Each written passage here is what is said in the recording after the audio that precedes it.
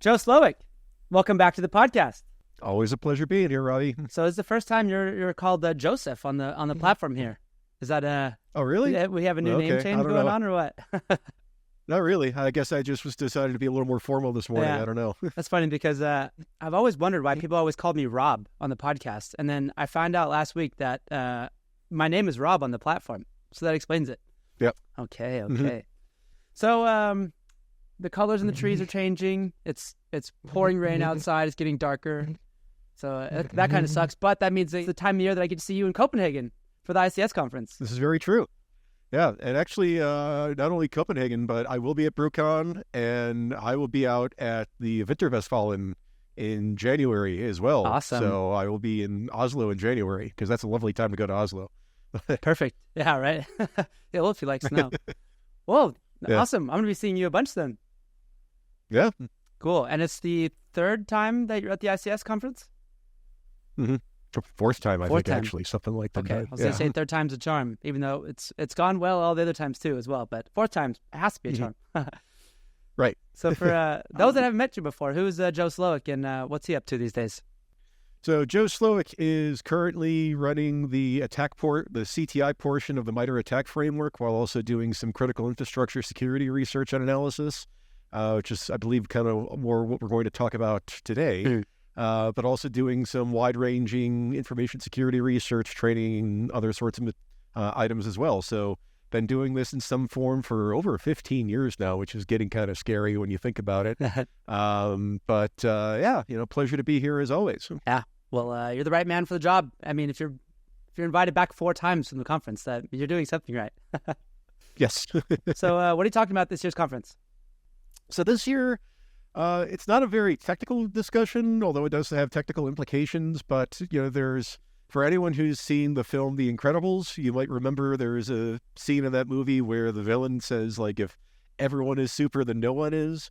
Well, there's a similar analogy to critical infrastructure, that if everything's critical, then is anything really critical? And really trying to address head on, how do we assess, how do we start evaluating what are the most important things to allocate resources for hardening, improving defense, and securing, when there's so many things that we can call critical, but we don't have the resources to possibly cover everything. And this honestly was a thought that I've had for a while, but it really hit home with content from last year's conference, where folks from the Danish security energy sector security organization discussed a intrusion campaign targeting some networking equipment that had some potential overlaps with sandworm activity. That's still indeterminate, but that the activity took place is not. And in talking with the presenters on that material, identifying that there were some very tiny entities in Denmark that were hit through that. And it's the question of, okay, can you layer on security like a thin coating across everything, or should you really only focus on the most important, the most critical items that are key to the country's economy or security or whatnot? And how does that balance work? And it's a tough conversation, because no one wants to have it, because no one wants to be the person that tells some rural electric cooperative or something that, well, it sucks to be you. You don't get support because you're small. And maybe there are ways around that too, that need to be explored in greater detail, if that makes sense. So who, like today, I'm assuming like this conversation, it becomes more and more relevant, but it's also brought on in Europe for like NIS2 and stuff like that, right? Because there's actually certain organizations are critical to have to be able to do NIS2, I guess. Who decides that? And how is that? I'm not sure if you know the answer to that for Denmark and Europe, but who does that in the States? That's a really good question. And the answer is it depends. So if you're talking the energy sector, it's a combination of FERC and NERC, Federal Energy Regulatory, and similar, stepping in and setting boundaries for that and going into the Department of Energy and the federal government. If you're talking water, it's the Environmental Protection Agency. If you're talking pipelines, it's the Transportation Security Agency. The same people that screen you at the airport if you're in the United States, which is a frightening thought if you think about it. Not the same people, but anyway. So that's the other thing, is that the decision-making is scattered, and certainly frameworks like NIS2, we also have things like, why can't I think of the name right now, the presidential policy directive that was superseded by recent executive orders from the Biden administration that are trying to rationalize these items and centralize them more effectively. And certainly in the European context, you have the European Union that can step in and sort of knock heads together and get everyone pulling in the same direction. But there's lots of both entrenched interests within the various sectors of like, don't tell us what to do, we know what we're doing already, which is true to a certain extent, that you want the people that actually know how these operations function to be the ones deciding how to best secure them, unless they're not doing a very good job of securing them, in which case they need some stronger incentive, hence this too. But there's also the question of, holding people's feet to the fire, so to speak, of making sure that proper actions and proper security investments are being made. So yeah, like the decision making is kind of all over the place right now. And honestly, I think maybe in the States we could learn a bit from what's going on in Europe and seeing how the NIS directives play out. And because that just went into force, I'm trying to remember now. I know it's been a long time, kind of people adapting to them and saying like, oh, we're going to get there. I know this is a discussion I've had with friends in Belgium as well as friends in Denmark as well, but it seems like it's been a painful process for many organizations to try to completely get in alignment with the directive as it is currently written. So if I just untangle what you just said, I mean, you have like critical infrastructure in the States. If it's water, it's that agency. If it's energy, it's that agency. But someone at some point in time said, okay, you sectors are important. What about, and then kind of maybe going off on a tangent here, but I had a podcast recently with someone that it's called When Ransomware Hits the Ranch, right? And like the meat producers, the largest meat producer in Norway, there's only, one big one. And, let's say that they got hit by a ransomware attack and they go down. That's critical for me, like, or for people that are really into meats, right? But I would assume that they're not very critical. They're not on that, like. According to the U.S.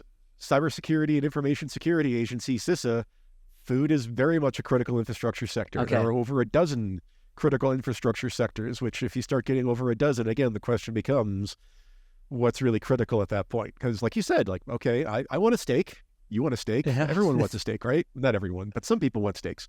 That might be more of a luxury item, but if you can't get fresh food produced, shipped on the shelves of the market and so forth, that's a problem. The question is, how big of a problem is that compared to, say, electricity going down or not having clean and fresh water available coming out of the taps or other items? And so a combination of both which sectors align with the highest degrees of criticality as well as which entities within those sectors are most important. So the largest meat producer in Norway is probably pretty important. A cooperative that produces organic grass-fed beef or something along those lines that's located in some rural area that no one's ever heard of before, probably not so much. But it's still part of the food sector, though. So does that also mean that they are, we would say for health reasons that they're beholden to the same standards and such because we want to make sure that those steaks are Grade good. A. Exactly. But does that mean we also apply the same security standards to them as well? Which, if we start talking about things like NIST framework and so forth, I mean, there are stipulations in terms of the size of the organization, I believe, in the NIST directives. But the idea being is, is this a one-size-fits-most sort of endeavor, and how does that work in practice? Interesting. So doomsday, right? Tomorrow something horrible happens and we need to allocate resources. What's that look like? Is there actually, do people know what to do? Or this just, who knows? I think people think they have some idea of what to do, but no one really knows how things are going to happen. And this is something that we're seeing in the U.S. certainly. So I don't know if all of your listeners would be familiar with, there is a entity that's been linked to People's Republic of China activity called Volt Typhoon that has been top of mind for breaching critical infrastructure environments for a few years at this point. And it's been a very open question of like, well, if any of this ever actually happens and goes live, what do we do about it? Depending on where they are and what sort of effects get delivered, because it is fairly widespread. There's not a European equivalent that I'm aware of. You could link to maybe some of the Russian-related intrusion sets that have been active in and around the ongoing conflicts in Ukraine and so forth, and we've certainly seen critical infrastructure intrusions. But, say some theoretical actor will, pick a country you don't like or whatever, bad guy land or something, ends up breaching the networks of Norwegian critical infrastructure entities and starts a cascading effect that it impacts electricity, water, oil and gas operations, big deal in Norway, food and similar items. That just, hits lots of things simultaneously. How do we start prioritizing what comes online first and where restoration starts? I don't think anyone wants to answer those questions because that's not only difficult, but it's going to leave some people very unhappy when they find out that they're not as critical as maybe they thought they were, which is the other side of this conversation, is that in coming up with wide definitions of criticality when it comes to infrastructure and services, that I think we've created a false sense of like, well, if something bad happens, the government will save me, or the military will save me, or someone will be there in order to back me up, when that might not be the case. And so we need to have more honest discussions about what capacity even exists to step in these instances, so that asset owners can find out precisely where they stand in terms of, can I expect external support and assistance in these situations, or am I really going to be on my own? And knowing that, how can I then properly invest on my own to better counter and better align myself with how things might play out? Forgot who I was talking to about this, but so anyway, there was like an analogy where, okay, so the government, obviously, if somebody comes and steals my wallet, the police are supposed to help me, right? The government has a certain set of responsibilities that everybody's a citizen that pays taxes that can just enjoy that they're there, right? Keep me safe. But in cyberspace, that government's really not there. They want to know about what happened, but yeah. I mean, yes and no, but also, even looking at your original example, like if I'm wandering the streets of Oslo and a pickpocket takes my wallet or whatever, like, okay, I can report that to the police. They're not going to take 4 or 5 officers or whatever, and it's like, okay, we have the top men assigned to your case, and you're going to get your wallet. Like, no, that's not happening. You can file a police report, and maybe you'll get lucky as part of something else, but they have other things to do. That is not a very high priority. And knowing that, it gives us a better expectation of like, okay, I should probably like keep my wallet in my front pocket, not my back pocket or something like that if I'm going through certain areas and things along those lines, because I can't expect that it'll just be recovered by the authorities if it's taken, because it's just not that important for them. And we can extend that into the cyber realm where it's like, okay, I can't just expect the authorities, whether it's in Norway, the United States, the United Kingdom, or elsewhere, to step in and make things better in all cases, because, again, resources are scarce. Not everything is as important as other things, and it means that difficult choices have to be made. There's no really getting around it, and just accepting that means that we can at least make better decisions in terms of how we're defending ourselves. And that's one of the things I'm really going to touch on. Everyone thinks that when they hear the background for the discussion I'll have at Industrial Security Conference in Copenhagen, it's like, oh, that's such doom and gloom. It's like, no, it's not. It's honest. And it at least helps us then understand, like, what do asset owners then need to do on their own, from their own perspective, to better prepare for worst case scenario, instead of just blindly hoping that, someone else will step in and save me. So I totally agree with you. Good point. I mean, up in the north of Norway, they probably have police officers that would love to handle a pickpocketing case because they don't have anything to do up there. But yeah, I think so. To your point, yeah, you're right. These asset owners, at least I would assume, like the large oil and gas companies in Norway, right? They have understood that they need to have people to defend their own networks, and they have that. What do you think they actually expect? Like, I would assume, like, some of these, at least the large oil and gas operators here in Norway, like, do you think they even expect anything from the government at that point? Like the security people, or do they think that we have been around long enough to know that we're not going to get shit from the government there? I think that they've both been around long enough to understand where things reside, but also have the resources available. Like if I'm talking to an Equinor or I'm talking to an Aker BP or something like that, not only do they have, a pretty good understanding of their domain, they also have money. So they are able to, I've talked to individuals on the security teams from, several of the major oil and gas organizations in Norway. They know what they're doing, and they have, things aligned in order to try to defend their networks and make sure that they can keep up and running in the face of a determined adversary. The problem really becomes when you start shifting away from, fairly large, well-resourced organizations and get into like, okay, the electric utility in some, very remote area of northern Norway that also might be close to that little snippet of border that connects to a very interesting country. Okay, do they have resources aligned similarly with what these large oil and gas companies do to potentially operate against a well-resourced state-sponsored adversary? Probably not.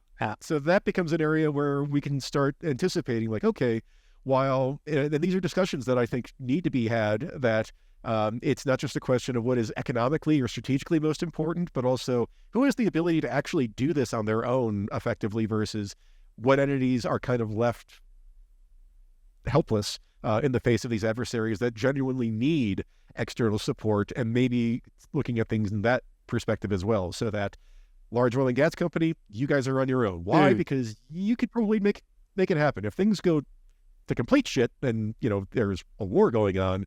That's a little different. And then in that case, it's all hands on deck, and we will try to figure out how to organize resources as a, entire society at that point to repel things. We'll hopefully never find out what that looks like.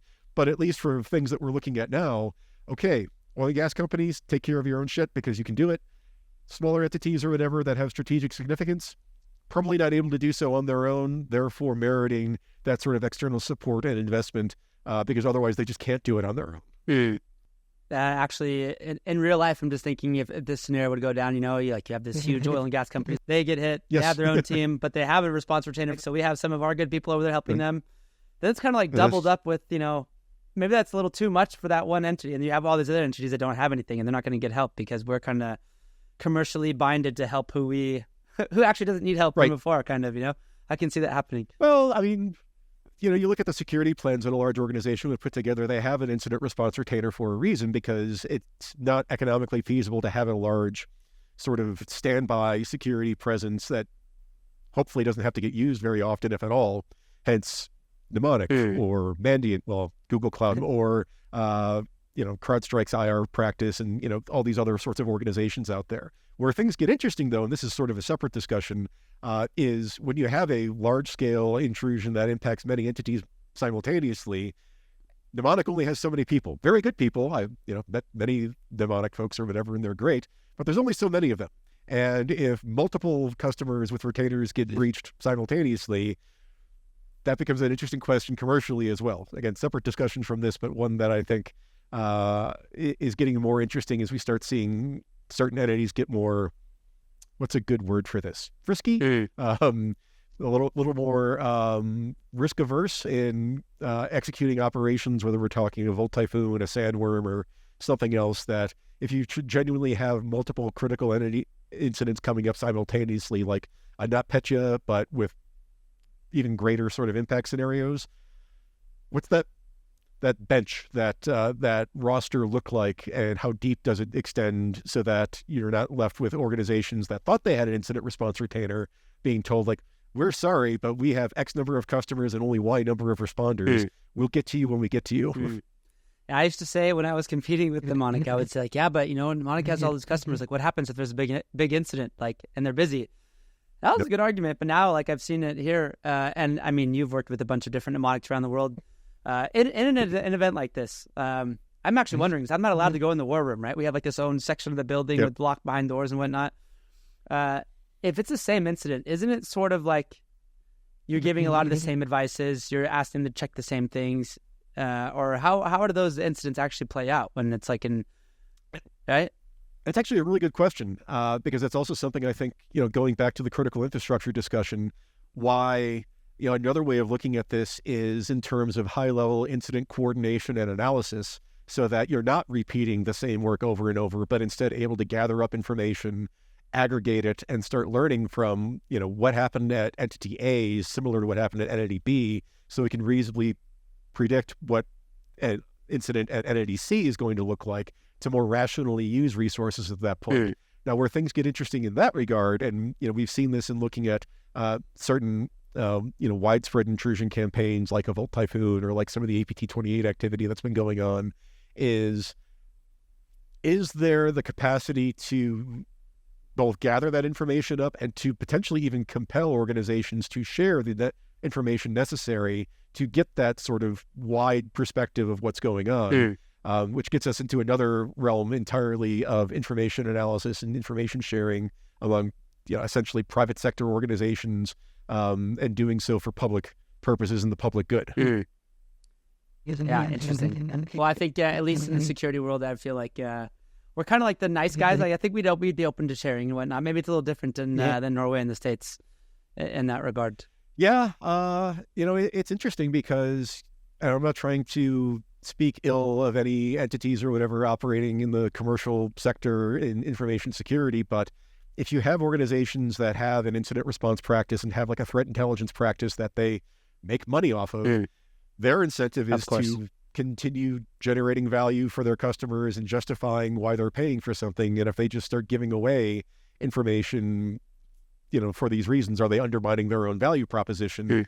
But in the process of trying to maintain their commercial presence, are they actively harming the ability to tackle national security issues at this point, which could even extend into things like the ransomware epidemic, because it's having significant impacts on the ability to operate critical infrastructure sectors these days, even if that's not the intention necessarily of these entities, but it has significant effects. That not having that information in front of decision makers that are helping to plan out and execute higher level strategy is that limiting our ability to defend modern societies, because company XYZ wants to make sure that they hit their numbers for Q3. Well, money is the root of all evil, so you definitely have a point there. Yeah. But at the same time, though, I could see a counter argument that it's like, well, government's not doing this effectively, and so we're filling, the commercial entities are filling a gap that otherwise would not be addressed, and they can pay the salaries and invest the resources that the public sector has not. So there's a real tension there. There is. And I don't think anyone's come up with a really good way of resolving it yet.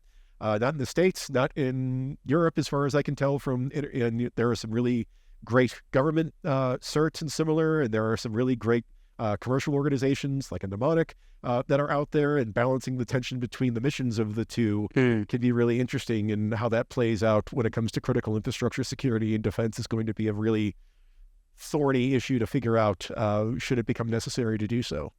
There's a movie about greed being good. So, that's we have to figure that out over a beer at the conference. Yeah, no, exactly. And, that's one of the arguments that's made in the States, at least, about this, is that like, well, let the market figure out the efficiencies and the ways to do this. And again, that's all well and good until it comes to the power and water utility or whatever that's located in some part of Arkansas or whatever that also happens to serve a large military installation that has neither the budget nor resources to get any of these items, that should they be essentially on their own in the face of potentially nasty adversaries because they just can't afford the market solution. So how do we correct those market inefficiencies, I guess, would be another item worth acknowledging. And I guess the bigger of a country you are, the more these problems are actually apparent, I guess. Small little Norway will be okay either way, but yeah. By the way, I'll just talk about, doomsday, and do you believe in like these big public, private, or like tests, like these nationwide tests for incident readiness and stuff? Yes. No one's ever I've never had anybody on that talked about it. What do you think about those? I think it's a very good idea. I know there's been work, especially in the electric sector, where you have things like GridX and why can't I think of the name right now? I'm trying to think of the name I can say in public, not the name or whatever that I can't say. But operations to test things in terms of grid resiliency and how to do things like restore power in the face of persistent and pretty interesting attack scenarios, which is something that has been going on in the U.S. for a few years. I think it's really valuable because it tests assumptions and shows just how certain scenarios can work out if you have a genuinely creative and knowledgeable team acting on these resources to show just what is possible, and can really be effective in showing we didn't think about that, and didn't realize that we might need to work around these issues, or identifying things like the need for spares and other items that can result in real impacts to the resilience of critical infrastructure. Having said that, okay, we do some of that in the States. I'm roughly familiar with this going on in a few areas in Europe, not so much in the Nordics, though, although that could be just my ignorance. But we don't do it in all sectors. So again, what does this look like for the food sector? What does this look like for the water sector? How does that actually play out, that trying to piece together a whole of economy way of testing critical infrastructure resiliency, that's very difficult. It's also would be very expensive, which I think is one limiter in actually doing any of this sort of activities, just cost in terms of time, resources, and money. But absent, the same reason why we do red teaming and penetration testing engagements, to quote the philosopher Mike Tyson, everyone has a plan until they get punched in the mouth. So the same idea applies here, that yes, you have defensive plans, you have restoration plans. It's all well and good until it's actually tested by someone actively poking and trying to counter what it is that you planned for. I feel like a lot of those entities could just do a tabletop exercise with their leadership internally before doing it with a bunch of other different partners and whatnot. And that's better than nothing for sure. But things get really interesting when you start thinking about how sector wide interdependencies work out. That, okay, say I am a water utility serving a major metropolitan area or a major urban center or something like that, and there's a power issue that lasts for more than 3 days. At that point, okay, maybe I haven't been impacted directly by cyber in this sense, but am I still able to perform my mission absent my reliance on reliable sources of power? And how much diesel do I have to run generators for this period of time so that I can continue that mission? What does that look like from there? And looking for other sorts of, indirect ways that organizations could be impacted, even if they're not, say, directly affected by the nasty doomsday cyber effect or whatever on their own. I guess that's one good thing about the CrowdStrike incident this year, is that there are people are thinking about resiliency. Because I know that there's a company in Denmark that has like I won't call him a chief resilience officer, but it's someone that is in charge of doomsday. They have like radios. It was really fun talking to them because they have all these crazy plans, right? Very paranoid guy, a very fun guy to sit next to at the bar. But I don't think very many companies have that, like that. No. It's fun. There, way back in the day when I was in graduate school, I was taking a class with someone who worked for the U.S. Department of Homeland Security well before CISA existed, and his job was basically what you're describing, like Mr. Doomsday, of trying to figure out what would be like the worst case scenario for creating a mass casualty event in the city of Chicago in the United States. That was his job, just planning that out and then figuring out okay, how does this work together? And he had some really interesting ideas, some really scary ones that I don't really want to share because I think they're still pretty relevant, cyber or otherwise. But on the one hand, that's a really cool job. On the other hand, talking through that, it's we're not prepared for a lot of these things. If someone was really intent on and had the resources to cause something along these lines, which gets pretty scary pretty quickly as well. Who should be having that resilience responsibility? Honestly, this goes beyond cyber at this point. Cyber is a component of it, and it's an increasingly important component of it, so they need to be in the room, so to speak, and discussing this. But we're talking about fundamental issues for the continued operation and viability of an organization. So if you're talking about private organizations, this is a CEO level concern at this point. So certainly there needs to be a champion for these efforts, but if that doesn't have high-level leadership attention, I would say the organization is probably not doing a very good job of trying to figure out exactly how they maintain their viability as an entity moving forward. Considerations we should take regarding those left behind. Yep. What do you mean by that? So if you're an organization that finds yourself on the wrong side of are you critical or are you not, what do we do about that? Because it seems not just callous, but almost morally indefensible to say sucks to be you. Good luck out there in the zombie apocalypse of trying to survive. That's not how we operate. So how do we start leveraging available resources to support those organizations that unfortunately will not be priorities in these instances, but can also be completely abandoned either? And so looking for things like security hardening and advisory opportunities in advance of a potential incident to build better security posture and a more defensible security posture, or highlighting instances for reliability so that, if there's an actual incident, we might not be able to actively help you, but we can better prepare you in advance so that you're able to respond more effectively on your own, and thinking of how to make investments in that way that can pay interest over time, even if they don't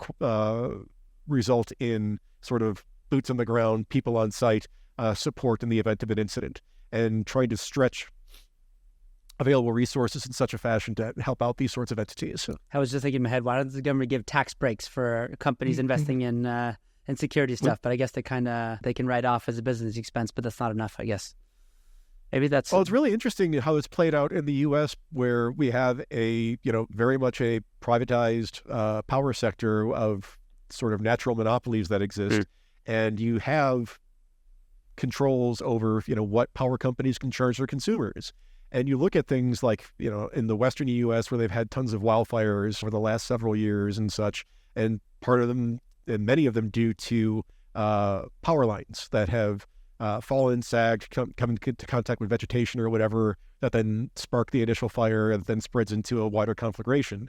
And so you have organizations that are trying to invest to improve these things, which means, well, that money's got to come from somewhere. Maybe that means that we can't do cyber anymore. Or if we do invest in cyber, that means that the end users have to start paying for more because there is a guaranteed rate of return that these organizations have negotiated in terms of their rate-paying entities or whatever. So there's really interesting commercial aspects to this as well that limit or place interesting considerations around how organizations operating in some of these sectors can even prepare for these items, which is why looking to things like government support, because we're talking about critical services for everyday people at this point. How do we start negotiating among these conflicting interests so that, the people who are providing the power can still exist because they have to make money, but they can still provide power, which everyone needs to some degree, because without that, nothing works in modern society anymore. How do we start balancing out those conflicting interests sometimes, whether it's cyber or vegetation management or, burying power lines or whatever in certain areas, or implementing technologies to rapidly trip items if it detects high winds or a fault or whatever, so that you don't have an energized line sitting on the ground in a bone dry area of California that then's going to set tens of thousands of acres on fire. Right. So last question for you today, Joe. I was at a conference this week, and they were talking about, it was a CISO, and he had a new role. It was called Chief External Security Officer. And so he was basically pushing security onto his supply chain, right?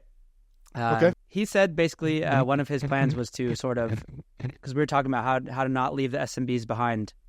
And, if you can take if you're a big company, right? Big bank or big energy company, have lots of suppliers, thousands of them. If I was to push, you're familiar with CMMC, right? Pushing requirements. If you want to do business with us, you have to have this level of security. And I think it was him that said that by you pushing that, you're kind of raising the level of security in the SMBs because those are your vendors. A lot of them are your vendors. Do you buy that? I think there's something to be said for it. I think there needs to be greater enforcement mechanisms around them. And the idea definitely has validity to it, that if everyone is actually doing this correctly and as advertised, then yes, the rising tide lifts all boats, so to speak, because large bank organization or even like government or military as a spender, buying services, requiring these steps of their suppliers means that everyone else that deals with those suppliers benefit from the same improved security stance.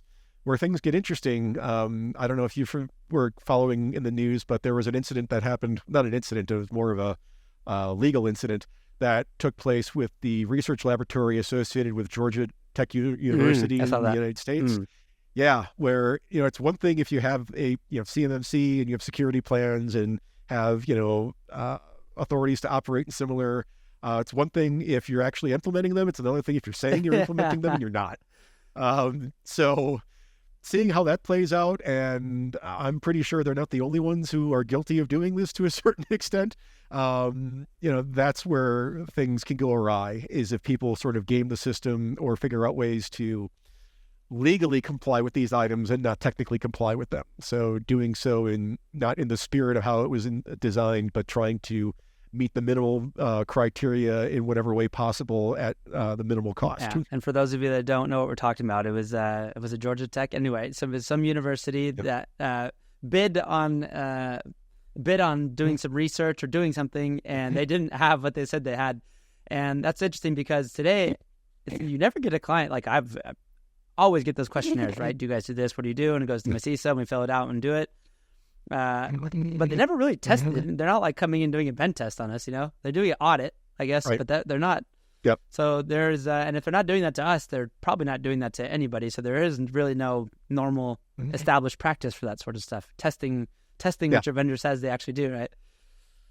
Right. So again, it's a great idea, but there needs to be something that fills in on the accountability side to make sure that people are actually doing what they say they are. Instead of sending out Excel sheets, yes, no. Yeah. I guess that's certifications are for, though, I guess. That's the, Because those can't be gamed either. No, right? Yeah. I hate audits. This is scary. Scary for reason. Yeah. Any closing thoughts before we wrap it up? And I'll see you here in 2 or 3 weeks in Belgium. Yes. No, I think we touched on just about everything. I hope it's an interesting conversation that we'll have in Copenhagen in, a couple of months now? It's already September, getting into the last quarter of the year here. So, I'm looking forward to it, and hopefully we can spark some interesting thoughts and considerations on the part of attendees in a few months. Thank you so much for your time, Mr. Slowick. We'll see you soon. Ciao. Sounds good, Robbie. Ciao.